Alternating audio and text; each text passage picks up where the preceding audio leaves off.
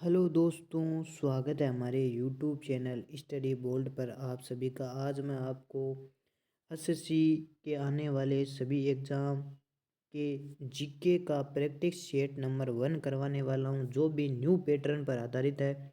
और मैं आज से आपके लिए रोज़ एक प्रैक्टिस सेट लेके आने वाला हूं। और यह बहुत ही ज़्यादा इम्पोर्टेंट होने वाला है प्रैक्टिस सेट। और इसके साथ हम 25 क्वेश्चन करेंगे हर दिन, और पैटर्न के अनुसार ही सभी क्वेश्चन लेके आएंगे, और ताकि आपके एग्ज़ाम के लिए आप सभी को सभी क्वेश्चन मिल सकें। चलो चलते हैं। अगर आपने हमारे चैनल को सब्सक्राइब नहीं किया तो सब्सक्राइब कर लें, और चलो स्टार्ट करते हैं। पहला क्वेश्चन है, प्रारंभिक भारतीय शैली उत्कीर्ण स्मारकों में कौन सी विशेषता एलिफेंटा गुफाओं को उनकी विशिष्ट पहचान देती है? एलिफेंटा गुफाओं की। अब इसके लिए ऑप्शन दिए हुए हैं 4। उनकी प्रमुखता मुख्य रूप से वैष्णव अवतारों को दर्शाती है। क्वेश्चन नंबर सेकेंड, गहराई और क्रस्ट का उपयोग करने वाली मजबूत शिव मूर्तियाँ।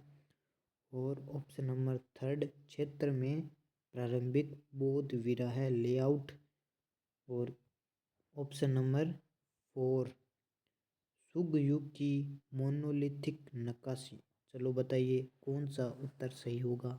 इसका सही उत्तर होगा ऑप्शन नंबर सेकेंड, गहराई और कटर्स का उपयोग करने वाली मजबूत शिव मूर्तियाँ। क्योंकि एलिफेंटा गुफाओं की गहराई और उसकी मजबूती है, जिसके कारण ये ऑप्शन नंबर सेकेंड हो जाए। और हम अब एलिफेंटा गुफाओं के बारे में और भी जानकर, यह कहाँ पर है? ये महाराष्ट्र में है, मुंबई महाराष्ट्र में।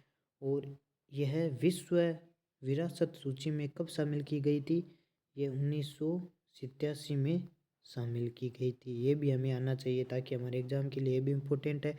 इसके साथ मैं आपको एक दो क्वेश्चन और भी करवाऊँगा, ताकि आपके लिए इम्पोर्टेंट क्वेश्चन लेके आ सकूँ। चलो चलते हैं और आगे क्वेश्चन नंबर सेकेंड में चलते हैं। बस्तर के गोचा उत्सव के बारे में निम्नलिखित में से कथनों को पढ़े। देखते हैं बस्तर के गोचा उत्सव के बारे में। पान से बनी तुपकी में गोचा फल का उपयोग प्रक्षेप्य के रूप में किया जाता है। बताइए ऑप्शन नंबर सेकंड सही है, या अनुष्ठानिक रथ परंपरा चालुक्य शासकों से जुड़ी है, या ऑप्शन सेकंड सत्य है। ऑप्शन थर्ड देखते हैं, त्योहार की रथ यात्रा आषाढ़ शुक्ल दशमी से द्वितीय तक चलती है। बताइए कौन सा उत्तर सही होगा। फर्स्ट होगा, सेकंड होगा, या थर्ड होगा। और इसके ऑप्शन देखते हैं आप किस प्रकार है। ये देखिए ऑप्शन है, फर्स्ट सही है या सेकंड सही है, सेकंड सही है या थर्ड सही है, फर्स्ट सही है या थर्ड सही है, या फर्स्ट सेकंड थर्ड तीनों सही है। चलो बताइए कौन सा सत्य होगा। तो इसमें सत्य होगा फर्स्ट और सेकंड। इसका बांस से बनी तुपकी में गोचा फल का उपयोग और अनुष्ठानिक रथ परंपरा चालुक्य वंश शासकों से, ये गोचा है त्योहार है वो चालुक्य शासकों से जुड़ी है। और आज मैं आपको बताता हूँ ये बस्तर त्योहार कहाँ का है। ये छत्तीसगढ़ का है। ये भी हमें आना चाहिए, छत्तीसगढ़ का। और छत्तीसगढ़ के और भी त्योहार है, आप हमें बता सकते हैं कौन से त्योहार है, बताइए। छत्तीसगढ़ का और भी त्योहार है, बताइए। चलो आप बताओ। आज मैं आपको बताता हूँ कि आप कमेंट में बताइए छत्तीसगढ़ का त्यौहार। और भी त्यौहार है जैसे गोचा, गोचा त्यौहार भी नहीं यहाँ पर। ये अलग अलग त्यौहार भी है। बस्तर के गोचा महोत्सव, गोचा के साथ मड़ाई त्यौहार भी हो सकता है। मड़ाई त्यौहार हो सकता है क्या है। चलो आगे चलते हैं क्वेश्चन नंबर थर्ड में। क्वेश्चन नंबर थर्ड देखिए, कर्नाटक संगीत में 5 तालों के लघु को जाति कहा जाता है। 5 तालों वाले लघु को कर्नाटक संगीत में क्या कहा जाता है? चलो बताइए। त्रिश कहा जाता है, चतुरक्ष कहा जाता है, खंड कहा जाता है, या मिश्र कहा जाता है? इसका उत्तर हो जाएगा खंड कहा जाता है 5 तालों वालों को। और चतुर्थ 4 तालों को कर्नाटक संगीत में कहा जाता है। त्रिश 3 तालों को, और मिश्र 7 तालों को। आपको ये पता होना चाहिए, ताकि अगर अब की बार एग्जाम में क्वेश्चन आए तो आपको तिस्र भी पूछ सकता है, चतुर्थ भी पूछ सकता है, मिश्र भी पूछ सकता है। इसलिए आप सभी को पता होना चाहिए। चलो आगे बढ़ते हैं क्वेश्चन नंबर 4 में।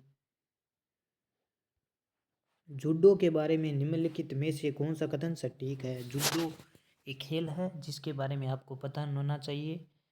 कौन सा ऑप्शन सही है? जिगोरो कानो ने 1882 में जापान में जूडो की स्थापना की, ये ऑप्शन सही है। या भारत ने 1965 में पहला राष्ट्रीय जूडो कार्यक्रम आयोजित किया, ये सही है।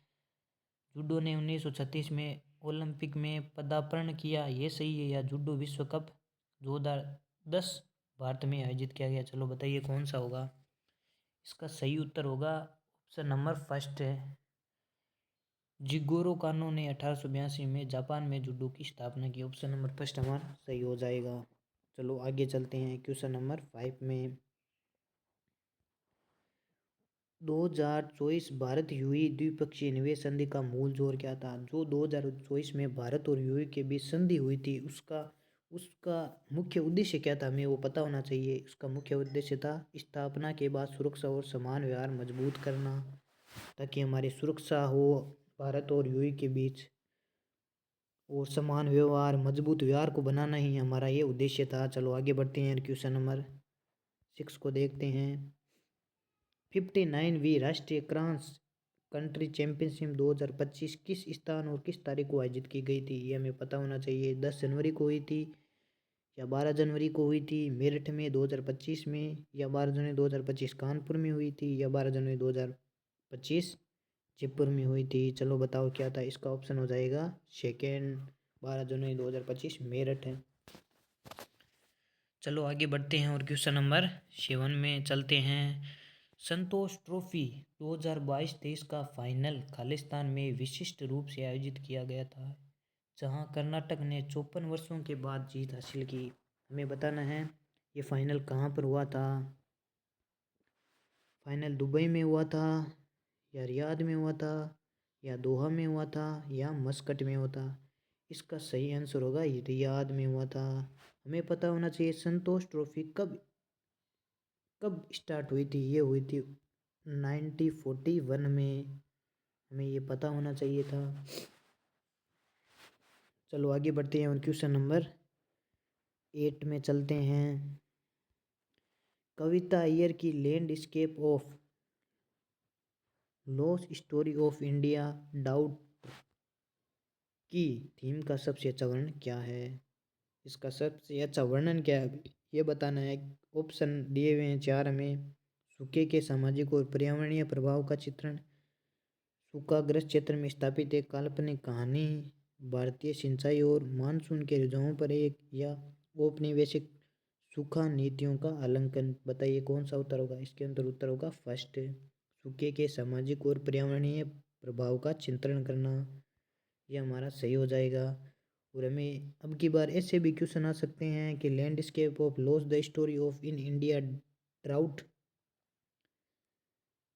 की थीम कविता अय्यर की थी, वो किसकी थी वो भी पता होना चाहिए हमें। ये क्वेश्चन भी आ सकता है। चलो आगे बढ़ते हैं और क्वेश्चन नंबर 9 को देखते हैं। हिमनदी स्थालाकृति पर निम्नलिखित कथनों पर विचार कीजिए। कथन नंबर फर्स्ट दिया हुआ है, सेकंड दिया हुआ है। हमें बताना है कौन सा कथन है, उन पर विचार कीजिए। सत्य कौन सा कथन है? लटकती घाटियां अक्सर मुख्य घाटियों से अधिक ऊंचाई वाले स्तरों पर मिलती हैं। लटकती घाटियों के इस पर तीखे कटे हुए त्रिकोणीय पहलुओं के रूप में दिखाई दे सकते हैं। हमें बताना है कौन सा सत्य होगा। ये दोनों ही सत्य होंगे, तो इसका आंसर हो जाएगा फर्स्ट और सेकंड। चलो आगे बढ़ते हैं और क्वेश्चन नंबर 10 को देखते हैं।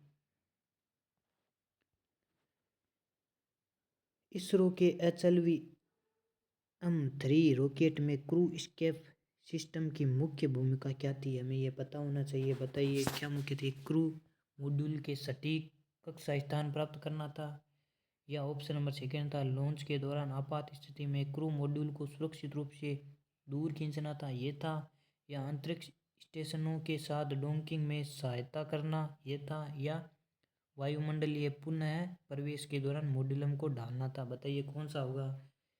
इसका सही उत्तर होगा सेकेंड हो जाएगा। लॉन्च के दौरान आपात स्थिति में क्रू मॉड्यूल को सुरक्षित। अब हमें पता होना चाहिए कि इसरो की स्थापना कब की गई थी।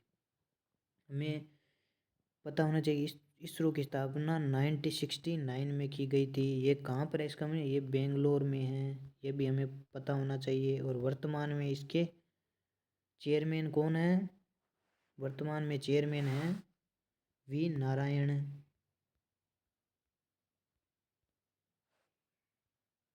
वी नारायण।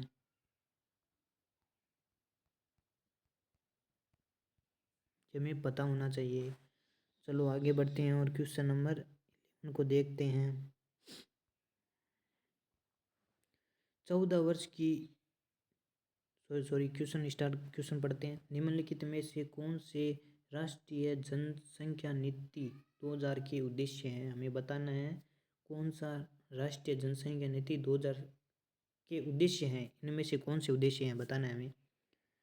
फर्स्ट है 14 वर्ष की आयु तक मुफ्त और अनिवार्य शिक्षा। क्या यह उद्देश्य है? हाँ, यह एक उद्देश्य है। कार्यबल की संख्या को बनाए रखने के लिए प्रजनन सप्ताह में वृद्धि, ये नहीं हमारा उद्देश्य है। 2000 के राष्ट्रीय नीति जनसंख्या का ये उद्देश्य नहीं है। थर्ड देखते हैं, शिशु मृत्यु दर को 1000 से 300 तक, ये सही है। ये भी सही होगा। लड़कियों के लिए देर से विवाह को प्रस्तावित करना, ये भी सही है। ये भी हमारा सही होगा। चलो देखते हैं कौन सा होगा। थर्ड हो जाएगा 1, 3, 4। चलो आगे बढ़ते हैं और क्वेश्चन नंबर 12 को देखते हैं।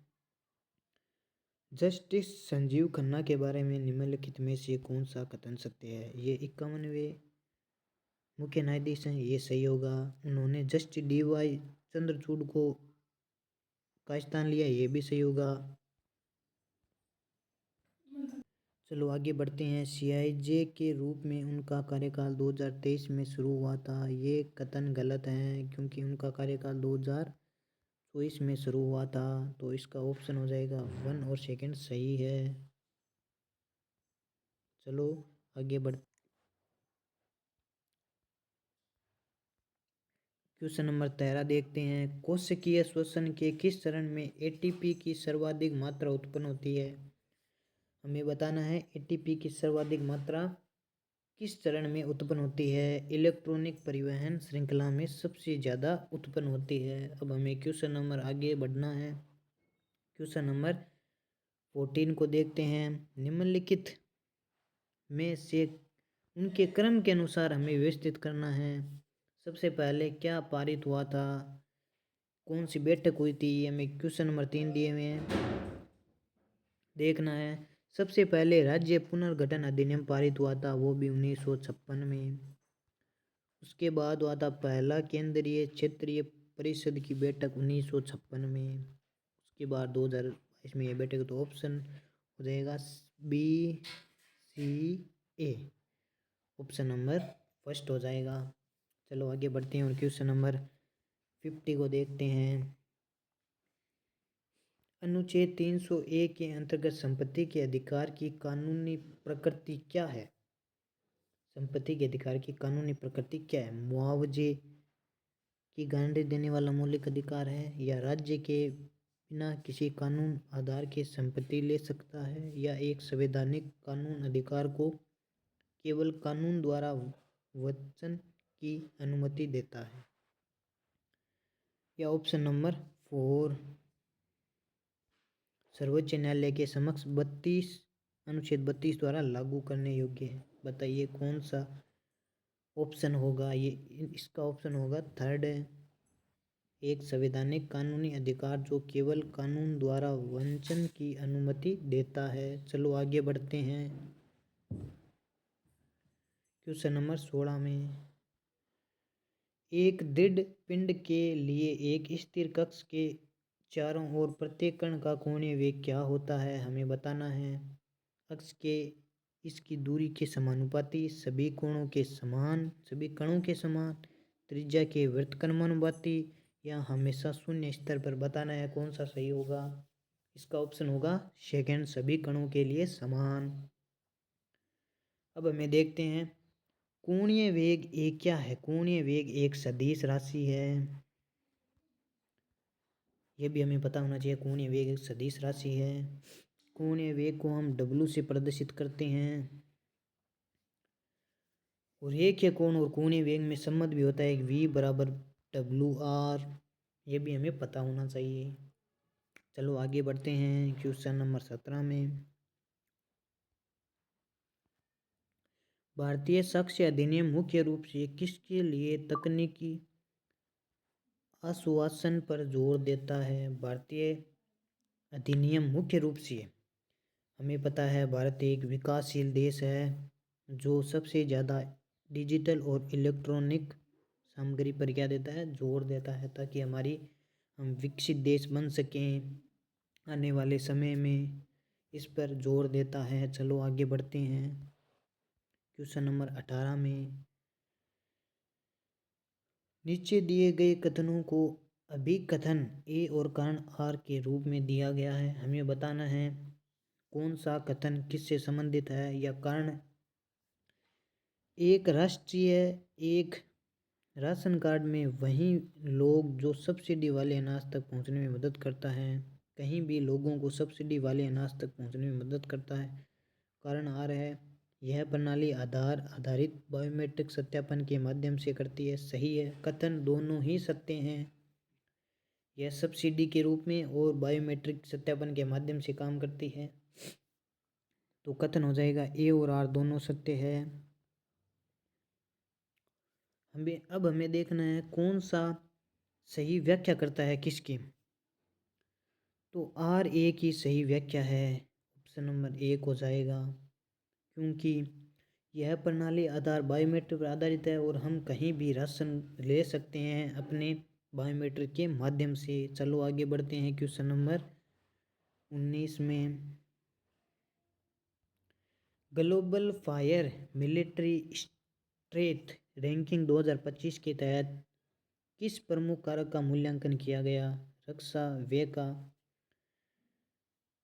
इसका उत्तर हो जाएगा रक्षा व्यय। चलो आगे बढ़ते हैं। चेराव जो चलती हुई बांस की बल्लियों के बीच नृत्य वालों के लिए जाना जाता है, किस राज्य का एक लोक नृत्य है? ये मिजोरम का है या मेघालय का है या अरुणाचल प्रदेश का है या सिक्किम का? आपको बताना है। ये चेराव है मिजोरम का, हमें पता होना चाहिए। यह है चेराव मिजोरम का है। मिजोरम का और भी है नृत्य है, खुल्लम नृत्य भी मिजोरम का है। इसके साथ हम देखते हैं चेलम भी चेराव के साथ मिजोरम का है। मेघालय का नोनक्रेम हो जाएगा, अरुणाचल प्रदेश का वांचो हो जाएगा, सिक्किम का हमें पता होना चाहिए सिन्गी और याकचाम, ये भी सिक्किम के हैं, इसलिए हमें सभी के बारे में पता होना चाहिए। अरुणाचल प्रदेश का वांचो, सिक्किम का सिंगी चाम हमें पता होना चाहिए। चलो आगे बढ़ते हैं और क्वेश्चन नंबर 21 को देखते हैं। निम्न में से कौन सहकारी क्षेत्र के उद्योग को सही ढंग से परिभाषित करता है? बताओ। पूरी तरह से केंद्र सरकार के द्वारा नियंत्रित करता है या विशेष रूप से निर्यात के अभिप्रेत या सदस्यों द्वारा संचालित जो लाभ और हानि साझा करते हैं, या विदेशी भारतीय संयुक्त कंपनियां द्वारा प्रबंधित है? हमें बताना है सहकारी उद्योगों को सही ढंग से यह करता है सदस्यों द्वारा संचालित लाभ और हानि साझा करते हैं। इसका ऑप्शन हो जाएगा 3 उत्तर। चलो आगे बढ़ते हैं क्वेश्चन नंबर 22 देखते हैं। 42वें संशोधन के बाद शिक्षा को किस संवैधानिक सूची के अंतर्गत रखा गया है? संघ सूची में रखा गया है या राज्य सूची में या समवर्ती सूची में? इनमें से कोई नहीं, हमें बताना है इसका उत्तर क्या होगा। इससे उत्तर होगा समवर्ती सूची। पहले ये राज्य सूची में था और राज्य सूची से 42वें संविधान संशोधन 1976 के तहत ये गया समवर्ती सूची में। और 42वें संविधान संशोधन को हम लघु संशोधन भी कह सकते हैं। और शिक्षा को संवैधानिक सूची के अंदर रखा गया। समझ में आ गया। चलो आगे बढ़ते हैं। 2024 में शुरू किए गए जलवायु सेवाओं के लिए राष्ट्रीय फ्रेमवर्क का प्राथमिक लक्ष्य क्या है? हमें पता होना चाहिए इसका प्राथमिक लक्ष्य क्या है। जलवायु सेवाओं के राष्ट्रीय फ्रेमवर्क का ऑप्शन फर्स्ट होगा उत्सर्जन व्यापार कोटा निर्धारित करना, ये ऑप्शन सेकेंड होगा भूजल प्रदूषण को विनियमित करना, ये ऑप्शन थर्ड होगा जलवायु आधारित क्षेत्र विशिष्ट सेवाएं प्रदान करना, या कार्बन ऑफसेटिंग को अनिवार्य बनाना। बताओ क्या होगा, बताओ बताओ। इसका उत्तर हो जाएगा जलवायु आधारित विशिष्ट सेवाएं प्रदान करना। चलो आगे बढ़ते हैं और क्वेश्चन नंबर 24 को देखते हैं। पृथ्वी की भूपट्टी में आर्गन मुख्य रूप से किस प्रक्रियाओं के माध्यम से उत्पन्न होते हैं। बताना है हमें। K14 गैस से, या ज्वालामुखी विस्फोट, या प्रकाश संश्लेषण, या ब्रह्मांडीय विकिरण। बताना है इसका सही उत्तर क्या होगा। इसका सही उत्तर होगा K14 से। चलो आगे बढ़ते हैं और क्वेश्चन नंबर 50 को देखते हैं। हमारा अंतिम सवाल है इस प्रैक्टिस सेट का, और इस प्रकार हम सभी प्रैक्टिस सेट करने वाले हैं। आगे भी बहुत सारे प्रैक्टिस सेट करने वाले हैं। आप हमारे साथ जुड़ें और अपने CGL, CHSL और SSC के सभी एग्ज़ाम की अच्छी तरह से तैयारी करें। और अगर आपको यह PDF चाहिए तो हमारे टेलीग्राम चैनल स्टडी बोल्ड पर आप इस PDF को प्राप्त कर सकते हैं। अगर आपको लिंक चाहिए तो ये लिंक हमारे चैनल में मिल जाएगा आपको अबाउट के सेक्शन में। चलो चलते हैं आगे। क्वेश्चन नंबर 25 देखते हैं। मौलिक अधिकार और राज्य नीति निर्देशक तत्वों DPSP के संबंध में इनमें से कौन सा कथन सत्य है। बताना है सही है इनमें से दोनों अदालतों में लागू करने योग्य हैं। DPSP मौलिक अधिकारों पर प्रबल होते हैं, या थर्ड मौलिक अधिकार लागू करने योग्य हैं, DPSP नहीं। DPSP बाध्यकारी हैं, जबकि मौलिक अधिकार वैकल्पिक है। बताना है इसका ऑप्शन होगा थर्ड।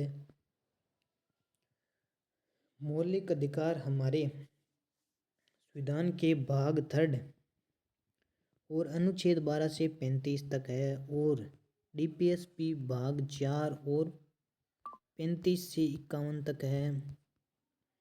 मौलिक अधिकार हमें समानता, स्वतंत्रता और हमें हमारे अधिकार को देते हैं, और DPSP हमारी रक्षा करते हैं, पर्यावरण संरक्षण रक्षा करते हैं, जो हमारे अनुच्छेद 48 के अंदर है, 48 के अंदर पर्यावरण के संरक्षण के लिए।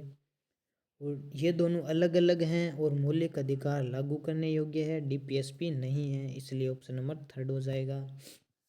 और ये हमारा प्रैक्टिस सेट हो गया है कंप्लीट। आप हमारे चैनल स्टडी बोल्ड को सब्सक्राइब कर लें ताकि आपको अगला वीडियो मिल सके। और इस प्रकार हम प्रैक्टिस सेट करने वाले हैं और आने वाले एग्ज़ाम के लिए, और यह बहुत ही इम्पोर्टेंट होने वाले प्रैक्टिस सेट हैं, क्योंकि हमने यह 2025 के SSC के ऑल एग्ज़ाम के पैटर्न को देखते हुए इन क्वेश्चनों को बनाया है। अगर आपको हमारी क्लास से जुड़ना है तो हमारे चैनल को सब्सक्राइब कर ले और नोटिफिकेशन ऑन कर ले। चलो धन्यवाद, राम राम।